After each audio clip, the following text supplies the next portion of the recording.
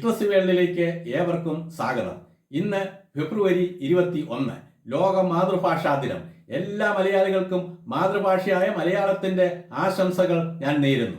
ഒരു നാടിന്റെയും ഒരു ജനതയുടെയും ജീവിതവും സംസ്കാരവും കലയും സാഹിത്യവും അറിവും ആചാരവും പകർന്നു നൽകുന്ന മാതൃഭാഷയെ പരിപോഷിപ്പിക്കുന്നതിനായി 1999 നവംബർ 17 യുനെസ്കോ ഫെബ്രുവരി 21 ലോക മാതൃഭാഷാ ദിനമായി പ്രഖ്യാപിച്ചു. 1952 ഫെബ്രുവരി 21 ധാക്കയിലെ തെരുവീതികളിൽ മാതൃഭാഷയായ ബംഗാളി ഭാഷാ സമരത്തിന് നേരെ പാകിസ്ഥാൻ സർക്കാർ നടത്തിയ വെടിവയ്പിൽ ധീര രക്തസാക്ഷികളായവരുടെ സ്മരണാർത്ഥമാണ് ഫെബ്രുവരി 21 ലോക മാതൃഭാഷാ ദിനമായി തെരഞ്ഞെടുത്തത്.